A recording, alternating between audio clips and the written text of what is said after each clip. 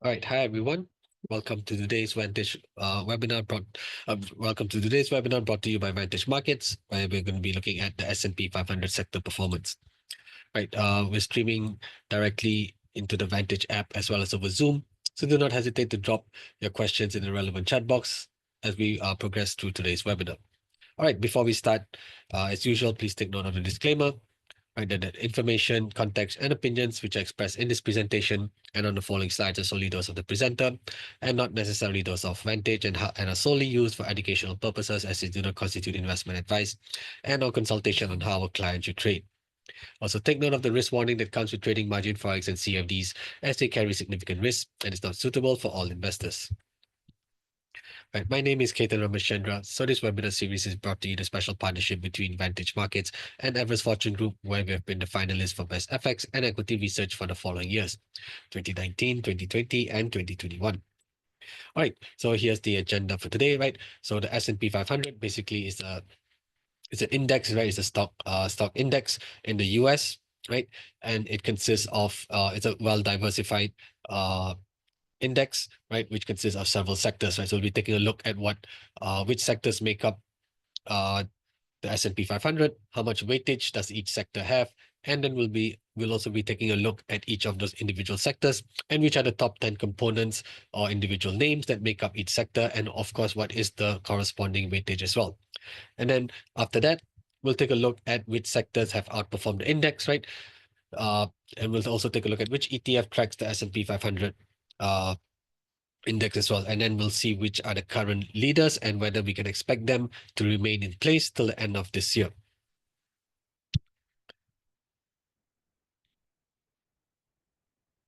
Right, so we'll start off with an overview of the S&P 500, right? There are several sectors that make up this stock index. You have sectors, well, first of all, there's also an ETF that tracks the S&P 500 as well, and that ETF is called the SPY, and the ticker symbol is SPY as well. Right, so first off, right, you can you are able to trade the S&P 500 S&P 500 stock index by trading the ETF, which is with the ticker symbol as SPY. Now, this index is also made up of companies from various sectors, right? It's a well diversified index, and you have components from the material sector, communication services, energy, financial, industrial, technology, consumer staples, real estate, utilities, healthcare, and consumer discretionary. So you can see this is a well diversified stock index, and we'll take a look at how much or what is the corresponding weight of each of these sectors that make up the entire S&P 500, right? And the corresponding ticker symbols for the respective ETFs also listed here. So for example, material sector is XLB, energy sector is XLE, financial sector is XLF, technology is XLK, and so on and so forth. Right. So looking at the SPY ETF, right? So as I said, the SPDR S&P 500 ETF is with the ticker symbol SPY. And you can see these are the sector weightings, right? You can see technology has the largest weighting, making up almost 33, slightly over 33%. We have financial services as the second largest sector, comprising almost 13%. And we have healthcare in third, making up just over 11%. Consumer cyclical at 10.2%. Communication services at 9.1%, and so on and so forth, right? You can see materials and real estate and utilities have the lowest weightage, right? Sector weights with regards to the overall index. Now, looking at the top 10 holdings, right? In the top 10 holdings, we can see that Apple makes up 7% of the entire index, Nvidia making up 6.8%, Microsoft 6.3%, Amazon 3.6%, Meta 2.6%, and Google 2.1%. This is Google Alphabet A and Alphabet C, Class A shares and Class C shares. And you have Berkshire Hathaway at 1.7%, Broadcom at 1.6%, and Tesla at 1.4%. Now, if you look at just the tech, okay, you can see here that the top 10 holdings mostly comprise of tech names, right? Of course, Apple, Nvidia, Microsoft, Amazon, Meta, and Google, while Berkshire Hathaway is more of an industrial slash financials company. Broadcom is also a chipset maker, and you have Tesla, which is automaker as well. So generally, you can see pretty much most of the Magnificent Seven, right, is in the top 10 holdings here. So you can see just from Apple to Google alone, we have, I would say, about let's see, 6, 8, 4, 8, 22, 29, almost 30% of the S&P 500, right, is in the hands of Apple to Google, right? You can see a very high segment of concentration lies in the tech companies here, right? Despite it being a well diversified index, right, across various sectors ranging from technology all the way down to basic materials, we can still see that when we look at the top 10 holdings, where the top 10 holdings comprise 34, almost 35% of the total index. And you can see the Mag 7, so to speak, compromise easily another 20, 25%, or 30%, sorry. Yeah. Right. So that was the S&P that's the ETF that tracks the S&P 500, which is known as the SPY, and these are the top 10 holdings as of yesterday, 18th of November. Now, looking at materials, right, we can see materials the top 10 holdings of materials make up 60% of these assets of this ETF, right, of the sector. So what this also means that if these 10 companies are rising very strongly, or if they're falling very drastically, right, it's going to have a huge impact on the direction of the ETF, which is the XLB, right? So if all 10 of these are rising very strongly, we can definitely expect it to lift up the overall index, right, the overall ETF. And conversely, if these top 10 companies are dropping drastically, they're going to drag down the entire index, despite the other companies maybe doing well. So you can see here just the top 10 holdings are making up 60% of the entire ETF, meaning that a lot of the concentration is focused on these 10 companies here. Now, looking at XLC, which is the communication services sector, and you can see here the top 10 companies make up more than 70%, right? So once again, you just need these top 10 companies to rise very strongly or fall drastically, and they're going to have a huge impact on the direction of the overall ETF, right? And you can see here, communication services mainly consists of the Mag 7 once again, right? You have Meta, Alphabet, Netflix, as well. You have about half of the Mag 7 in here. And you also have other companies such as Comcast, T-Mobile, Walt Disney, AT&T, Take-Two Interactive, and Electronic Arts. But if you look at just the top four, right, you can see Google Class A shares, Google Class C shares, and just the top four alone make up, let's see, 39,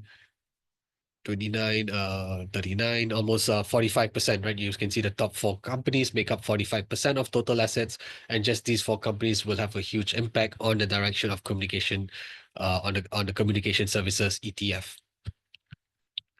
Next is energy, right? Energy, also, right, the top 10 holdings make up almost 75%. So once again, you just need these 10 companies ranging from ExxonMobil, Chevron, ConocoPhillips, all the way down to Kinder Morgan, right? And even then, even if you don't include the top 10, if you just look at the top three, right, you can see that it's already 38, 44%, right? The top three holdings make up 45% of the entire index, right, of this entire ETF. So that means just Exxon, Chevron, and ConocoPhillips, right, their share price performance would have a huge impact on the direction of the overall ETF, right? So if these three are rising, if the share prices of these three companies are rising very strongly, we can expect XLE to be pulled up as well.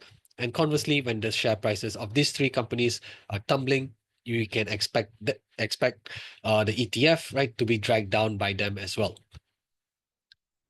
Next up is XLF. This is the financial sector, right? You can see once again, top 10 holdings making up almost 54%. And the top four, right, ranging from Berkshire Hathaway, JP Morgan, Visa, and MasterCard, making up about 13, 25, about 35% easily, right? So once again, you can see the concentration of many of these ETFs, right, are confined to the top 10 holdings.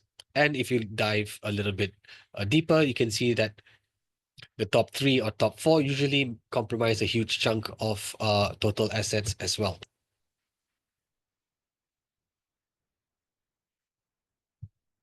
Next up is XLI.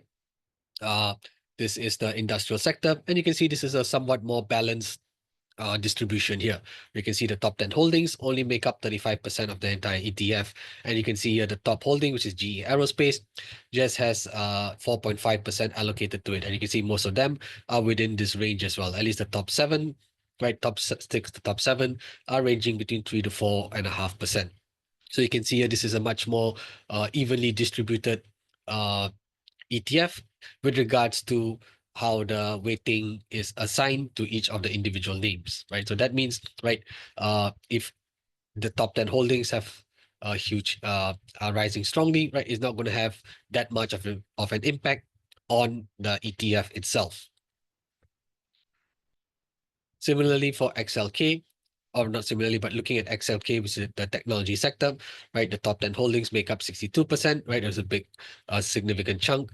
And once again, you can see the usual names: Apple, Nvidia, Microsoft, Broadcom, Salesforce, Oracle, Advanced Micro Devices, AMD, sorry, all making up the top 10. And just looking at the top three, right, looking at the top three alone, that's 29, 32, 42%, right? 42% of concentration is held within the top three companies, and that's Apple, Nvidia, and Microsoft. So basically, you just need these three companies to do well, and it's quite likely you're going to see the XLK sector or ETF perform well as well. Finally, next up is XLP, which is consumer staples, right? This is more related to retail and F&B related companies, right? You have Procter and Gamble. This is more of what's this? Pharmaceutical company, right? Yep. And then you have Costco, which is wholesaler. Walmart, similar as well. You have Coca-Cola, beverage company. PepsiCo, beverage company. You have Philip Morris, Altria Group, all tobacco companies. Mondelez, Colgate, Palmolive, and Target as well. Here you can see the distribution. Although the top 10 holdings make up 62%, you can still see that it's somewhat distribution between the individual names is somewhat even, right? It's quite even.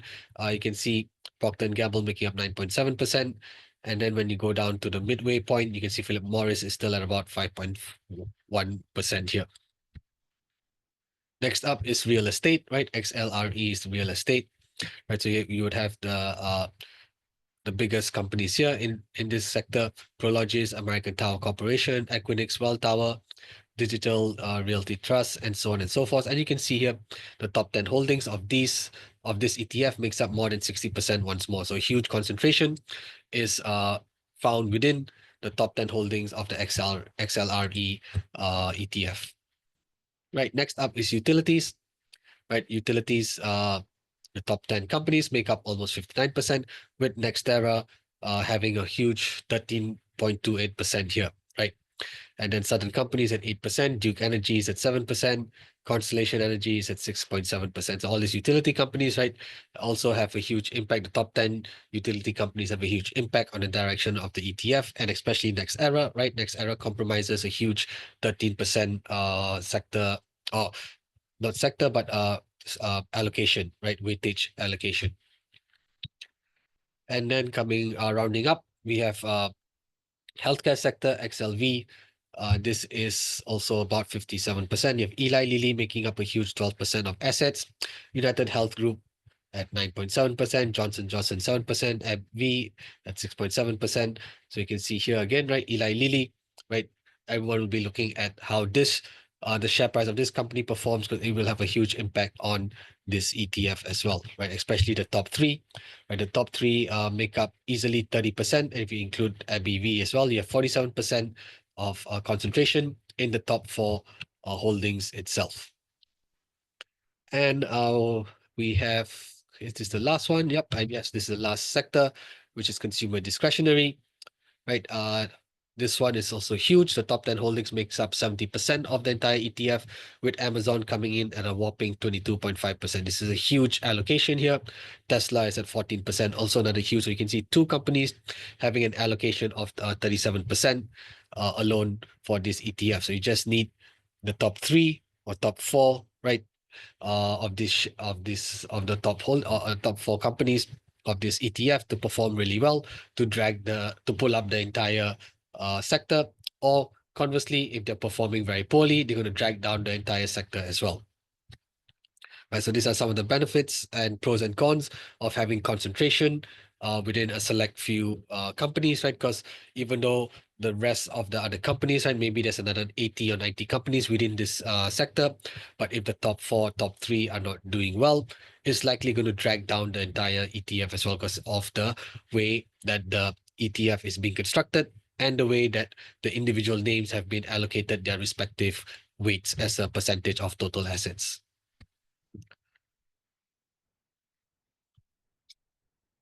All right, now we'll take a look at which sectors have outperformed the S&P 500 index, right? So we are in the final quarter of 2024, and these year-to-date performance are as of Monday, 18th of November, so basically yesterday, right? So for the S&P 500, right, it has gained 23.7% this year so far, year till date, and you can see the other performances or returns by the other ETFs. And you can see those that are highlighted in green, right?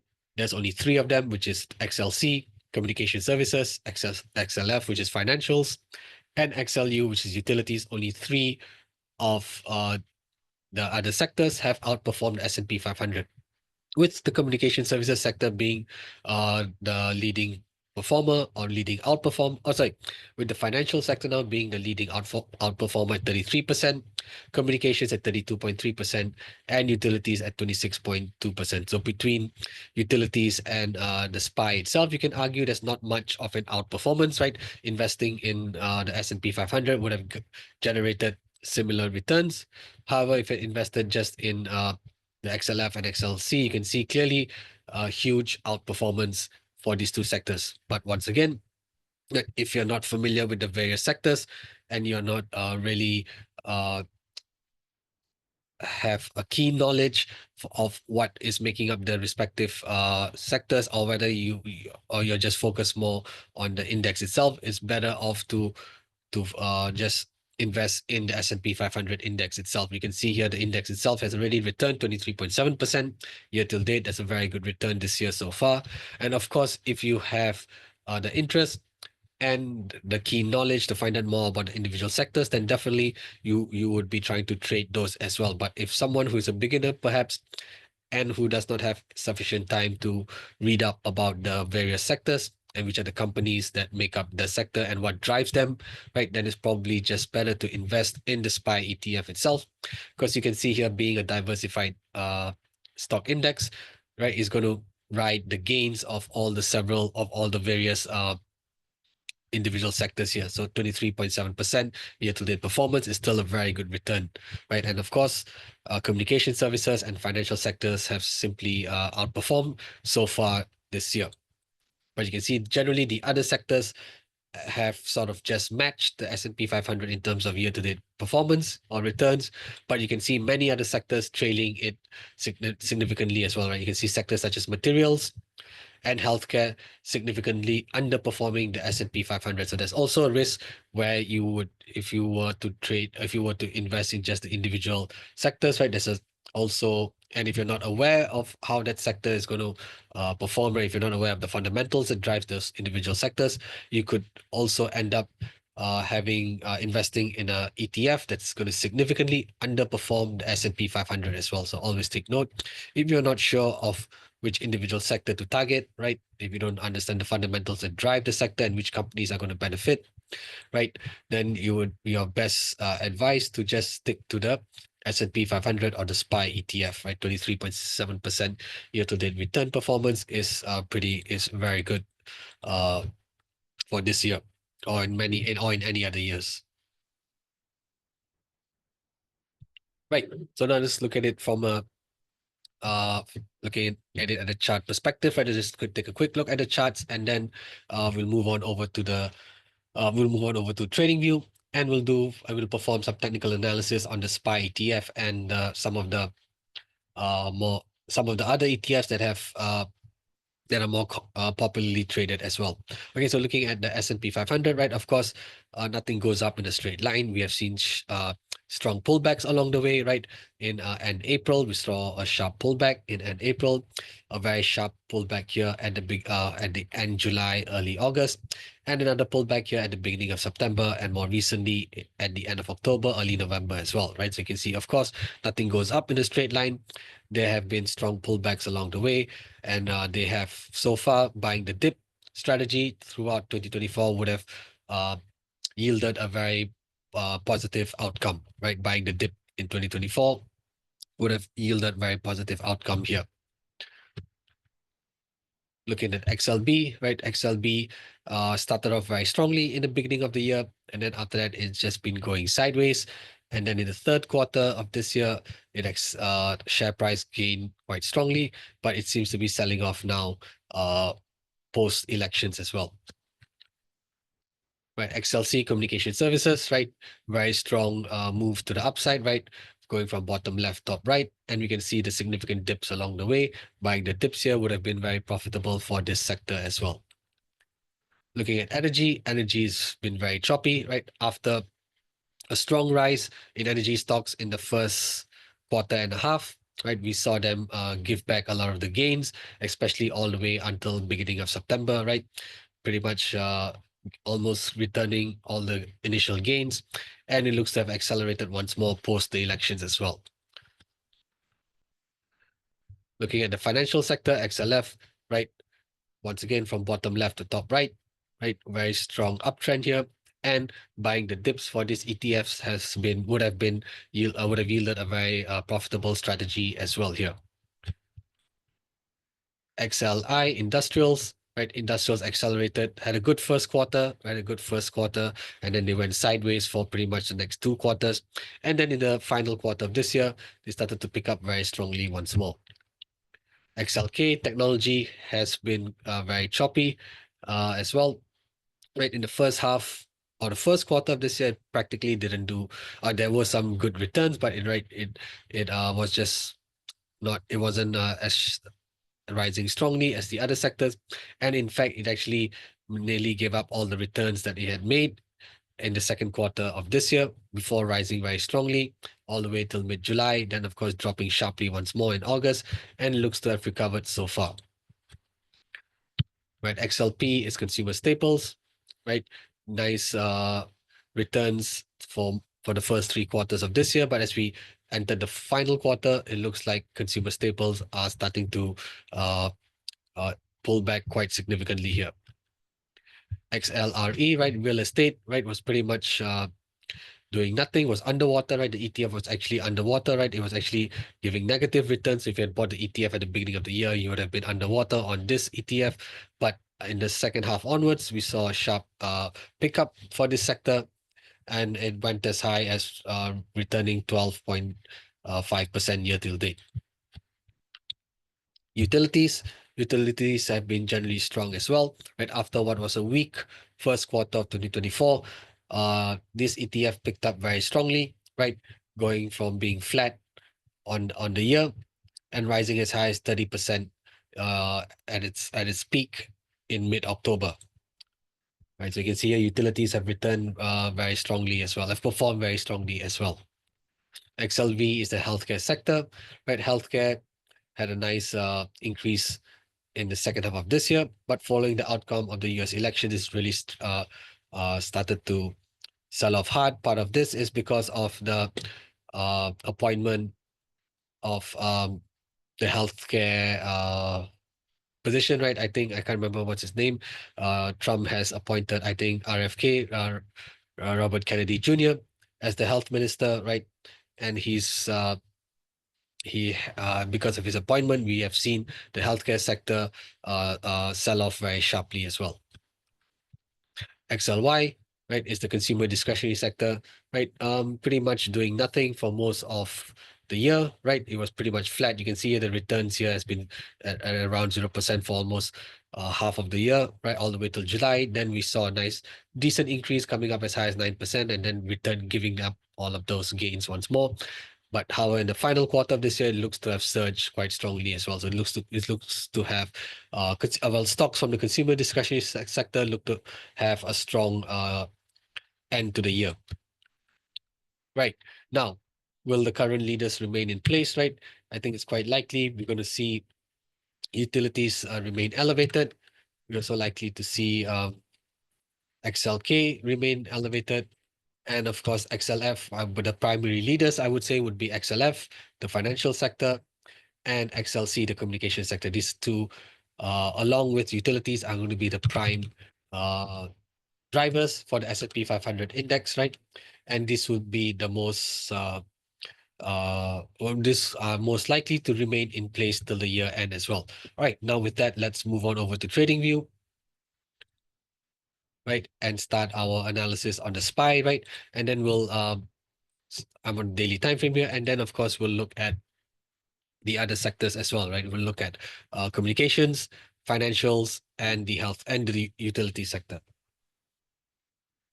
Now, for you can see here, for most parts of throughout 2024, buying the dip would have been a very profitable strategy. How could we have possibly identified that? Well, we can rely on momentum indicators such as the RSI and the stochastic oscillator, right? So the RSI and stochastic oscillators are momentum indicators, and when they are at their extreme ends, right, especially they help us identify potential oversold and overbought conditions. Now, overbought condition is when the RSI is above 70 and the stochastic oscillator hits about 90 and above. But we can see here, overbought conditions can remain longer in place before a bearish reversal takes place. So take note, overbought conditions usually lead to a bearish reversal, but we can see very clearly the overbought conditions can remain in place far longer than we can expect, and prices continue to rise higher.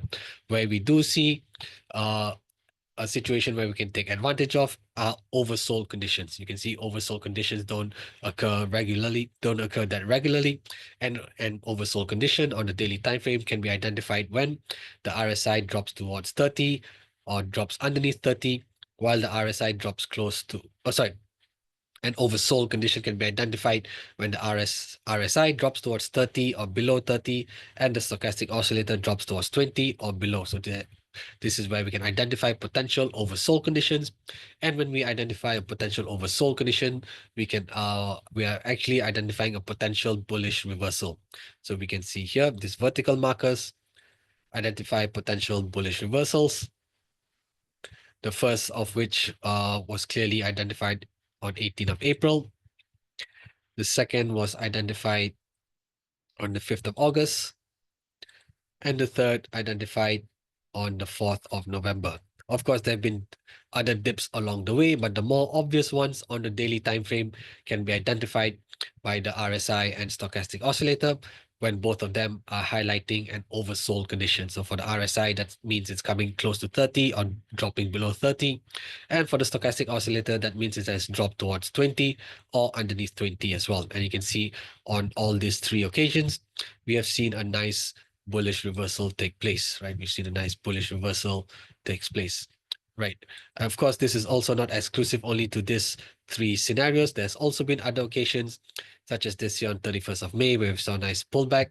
Another one here on 10th of September as well, another nice pullback as well, right? So you can see, but the more obvious ones, right, when you can see both the RSI and the stochastic oscillator indicate an oversold condition. Typically, this is where we can expect a bottoming process to take place. We can expect the share price of the SPY to consolidate at that particular level before staging a nice rebound, right? It's not a guaranteed bullish reversal, but it helps us identify a high probability bullish reversal, and that's what we're looking for.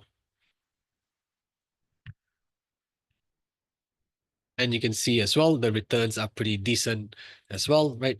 Of course, we're not going to catch it. No one's going to catch the exact bottom, but let's just say, right, we catch it from the bottom here in mid-April, going up till mid-July, right? So that's a period of 3 months, right? A period of 3 months. And you can see here in 3 months, the SPY has returned 14%, right? Of course, you would not have caught it at the exact bottom, but let's just assume you had caught it from as it was coming out of this trough here, and caught it from about here, let's say, assuming here is still a 10% gain within 3 months, still a very nice return. And of course, if you had bought some of the individual names, right, they would have garnered a higher return as well. And also if you had bought, for example, the communications sector ETF, those would have given a much better return, and we can take a look at that later as well. Right? And similarly here, from this trough on 5th of August till this peak here in early September, right? So in a period of about 3 weeks, you can see that the SPY has returned nearly 11%. And the most recent one here, 4th of November, we can see at its peak, it returned 6% as well. So you can see the gains have been pretty good. Buying the dip throughout 2024 so far has been very profitable. Let's see how we only have about, 6 more weeks left. Let's see how buying the dip actually plays out for the rest of the year. But you can see generally, buying the dip has been a profitable strategy on the SPY throughout 2024. And at the same time, by using momentum indicators, such as the RSI and the stochastic in conjunction, help us identify high probability oversold conditions. And that means it helps us identify potential bullish reversals. And basically, it's a buy the dip strategy, right? A pretty decent buy the dip strategy on the daily time frame. Right, so this is for the SPY. Now let's take a look at the XLC, right, communication services sector, and let's see if this strategy would have been profitable as well. And you can see quite clearly here since the beginning of 2024, right, there's been several oversold conditions being highlighted, right? Okay, they're not as clear as the SPY, but what you can do is you use the SPY as the first cut-off analysis. Once you've identified a high probability oversold condition on the SPY, then you go on down to the other ETFs and see if you can identify something similar. Right, you have an oversold condition highlighted here on 17th April. Remember, for the SPY, it was on the 18th. Then you have another oversold condition identified here on the 25th. And another one here on the 10th of September. Right, similar dates to what we saw for the SPY. Right, SPY was 19th April, 5th August, 4th November. For XLC, it is 17th April, 25th July, 10th September. Similar dates, not at exactly the same day, but around the same time. So generally, you will start the analysis on the SPY ETF on the daily time frame. Look for potential oversold conditions. Once those have been identified on the SPY, it's very likely the other sectors, such as XLC, are likely to form a bottoming process as well and stage a nice bullish reversal, right? So you see a nice bottom here, another nice bottom here. This is almost like a double bottom. Another nice swing low as well. So you can see a nice bottoming process being formed where you are able to identify the troughs. And then as price comes out, you can try and ride the bullish momentum up. And also, of course, we're looking for price to break through certain trend lines as well, right? There's a nice descending trend line here. In April, that's being formed. Right, once those trend lines get taken out, it also gives us a sort of higher conviction that the bullish reversal is indeed playing out. Right, so very nice descending trend lines that were also broken as price formed the bottom, as oversold condition was highlighted by the momentum indicators, and you have the sort of like the signal or confirmation when price breaks above the descending trend line, right? You can see that it's something very similar for on the SPY as well. Right, if I were to highlight the descending trend lines on the SPY, you can see there's a nice descending trend line here. Price breaks out here on 25th of April. It fails to climb higher, but it finds support on the descending trend line before resuming the uptrend, right? Similarly, here, the bottoming process is formed here, right? And then you have the breakout on 12th of August onwards here. And another similar breakout over here as well. And if you can even argue over here on 30th of August, early July. Oops. We had another similar breakout through this descending trend line as well. So it's important to identify these descending trend lines. The bottoming process or oversold condition is highlighted by the RSI and the stochastic oscillator. And when you do that on a daily time frame, it is quite likely we are identifying a high probability bullish reversal setup, as you can see here. So basically a buy the dip strategy for the SPY. And you start the analysis on the SPY, of course. And then once you've identified these oversold conditions, you move on down to the other sectors. And if communication services is your sector, right? As this has been the highest or one of the highest or best performing ETFs along with the financial sector, right? Then you'll be also looking to see or identify similar oversold conditions on the XLC, and then look for a potential bearish breakout to take place. So let's just say for the XLC, right, we've identified an oversold condition here on 18 April because we saw it on the SPY first. And we also see something similar on the XLC on 18 April. And then when the bullish breakout takes place, well, let's just say we're waiting for price to break above this descending trend line to get confirmation of a bullish reversal. And even then, after the break, even if you don't catch it at the exact bottom, right, no one's going to catch it at the exact bottom. But if you catch it as it's coming out of the bottom here, and you can see from 7th of May till 11th of July, right? So for a period of nearly 9 or 10 weeks, you can see XLC has returned nearly 10.7% here. So very good returns in a matter of two months, right? And similarly here, as price breaks out of this breakout here, right? This one's a bit more tricky, right? No doubt this one's a bit more tricky here. The breakout actually takes place on 31st of July, but it actually falls back, makes a new low before climbing higher. So this one's a bit more debatable for XLC, right? But then even then, from 1st of August to 28th of August, period of 4 weeks, 4.8% return, not too bad. And then, of course, this one here on 12th of September, this is a very strong return after the bottoming process takes place. You have a nice bullish breakout above the descending trend line. And you can see at its absolute peak, this was a return of 14.6% from 12th of September till 13th November, right? So a period of 2 months as well. Very strong returns for the XLC over this period. Now let's take a look at XLF. Right, this is the XLF has been the best performing ETF year till date. XLC was the second, utilities was the third. So now let's take a look at XLF. Let's clear it out. And let's try and identify the oversold conditions on XLF. Remember for the SPY, it was on 18 April. This is similar to this is 18 April, and on the SPY, the bottoming process oversold condition was identified on 18 of April. And on the XLF, it's sort of identified on the 16th of April, quite similar. Then we have another oversold condition here on 14th of June. Another better oversold condition here on 5th of August, similar to where the SPY had also identified an oversold condition. And that's about it. Right. So once again, right, you would start the analysis on the SPY, right, on the daily time frame, look for oversold conditions here. When the RSI and the stochastic are at the extreme lower bounds, typically this is a high probability bullish reversal, right? The oversold conditions here are being highlighted,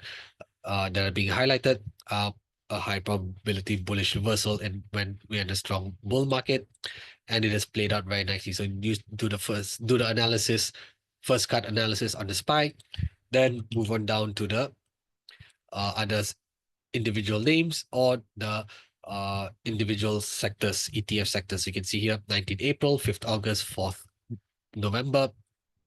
And looking at XLF, around the similar dates as well, 16th April, 5th August, but you didn't see the one 4th November.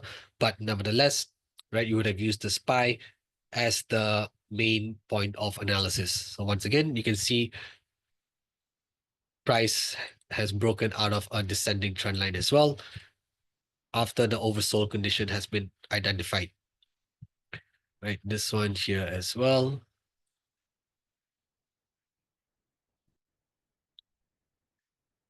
Even this one here, this of course is a huge gap up here, right?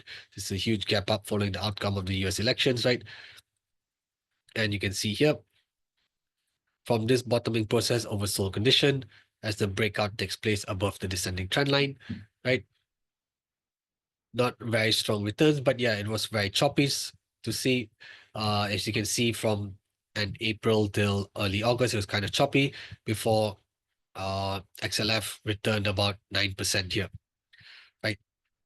And also over here, after this oversold condition being highlighted in August, early August, you see the bullish breakout above the descending trend line.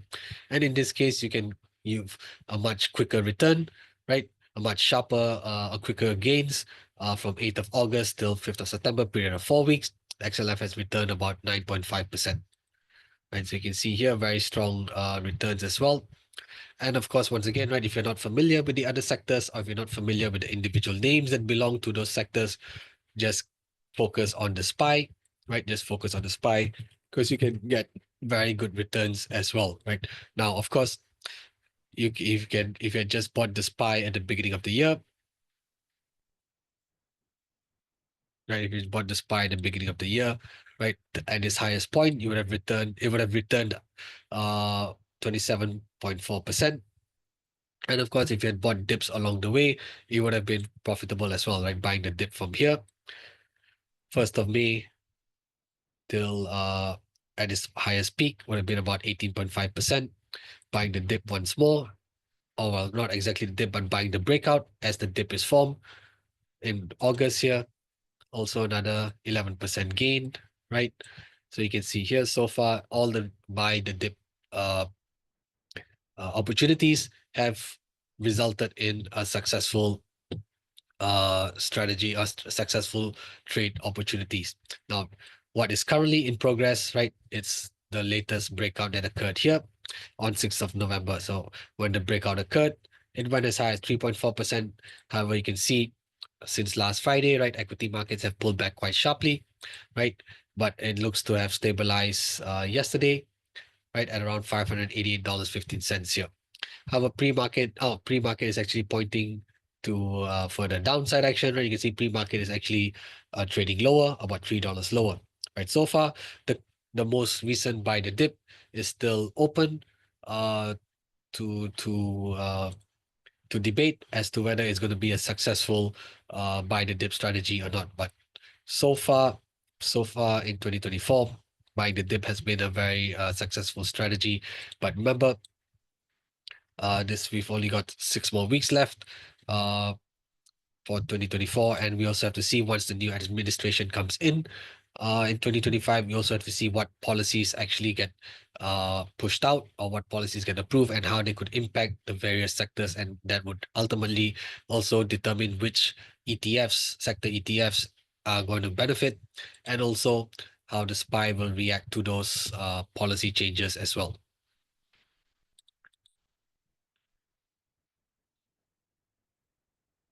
All right, and then the last one, oops, and the last one was utilities. So let's move on over to utilities, right? Utilities was the third best outperformer. And you can see that this has also moved up very sharply, right? If we had bought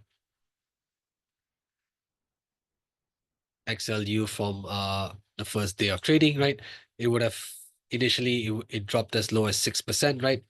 In the first, pretty much the first quarter, and before finally rising up as high as 15% returns by May, third week of May, and at its highest point, it returned 31% here. Right, you can see pretty strong returns as well for the utility sector. Now, where the oversold conditions being highlighted, remember we're looking for where we're looking for areas where the RSI and the stochastic oscillator are close to their extreme ends, right? You don't get a perfect setup oversold condition here, but you do see 16 April close to where the SPY had an obvious oversold condition, right? You see another one here on 1st of July, similar to where the SPY had an oversold condition in early August.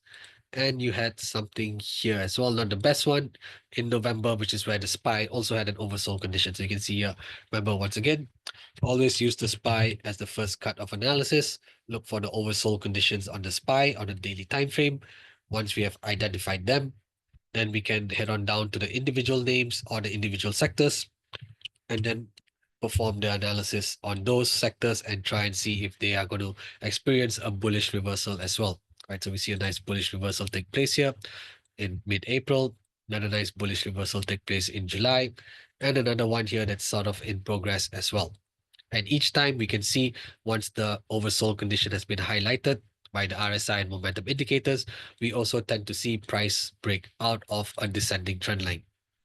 Right, we can see price clearly breaking out of this a significant descending trend line, giving us confirmation of or giving us higher conviction that the bullish reversal is indeed playing out, and we can expect the share price of this ETF to rise higher.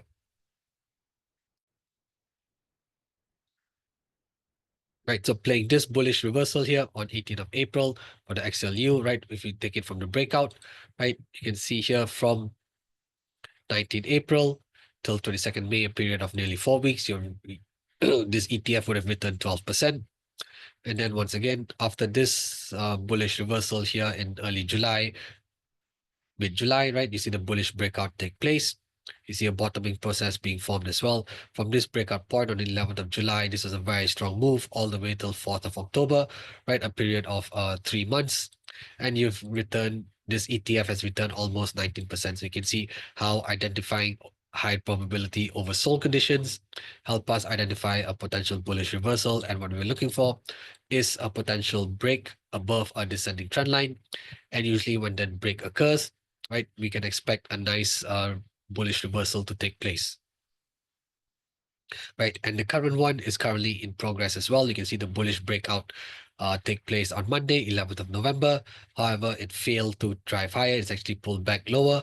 But remember, it's managed to find support on the previous descending trend line, and that's important as well. If it breaks underneath the descending trend line once more, right, that means that reversal was a fake signal, and we can probably expect this index to drop lower, right? You can see similar on the SPY as well. On which date it was? Yes, in April, right? The bullish breakout takes place on 26th of April. Price climbs higher the following Monday, but then it pulls back. However, you can see it has respected the descending trend line. It has found support on the descending trend line before reversing higher. However, if it had broken underneath that descending trend line here, that means that bullish reversal did not materialize, and what we had was a fake signal, right? Remember, you can also get fake signals as well, or false signals, not fake signals, sorry, but you can also get false signals. So remember, these are high probability setups. It's not 100% guarantee, right? So you're more likely to see the bullish reversals materialize, but there can also be occasions where the bullish reversal fails, and prices can drop lower. So take note of that. All right, so coming back to XLU, right, so you can see here so far the current bullish reversal is still in play. Price has managed to hold up above the descending trend line, giving us a bit more conviction that indeed we can see this bullish reversal to the upside materialize. And let's just assume that you have played the breakout from here, right, and you're targeting maybe the latest intraday high. That's about 3.8%, right? Not bad returns for a short-term trade as well. Right. Okay. So these are the S&P sector, S&P 500 sector performance so far. We've also seen which are the key sectors that have outperformed the SPY itself. So before we do a quick recap, right, I'm just going to launch a poll on, let me see, on, what's this? Sorry, on Zoom as well. So for those of you who are watching on Zoom, I truly appreciate it if you guys can give your feedback with regards to today's webinar, and then we'll do a quick recap uh, before we wrap things up.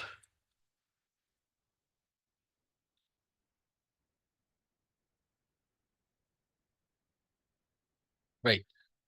I'll keep the poll running for another 20 seconds or so. Right. Thanks, everyone. For those of you who have voted, truly appreciate it.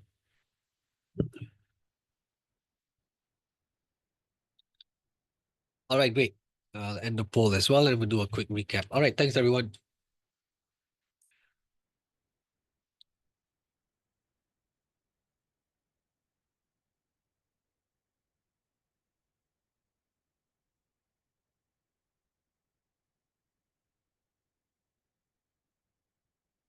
Right, so we can see, right, the S&P 500 is a stock index, right, and the ETF that tracks the S&P 500 index is the SPY, right. The ticker symbol is also SPY, and we can see the year till date performance of the SPY as of 18 November. That was yesterday, Monday, right.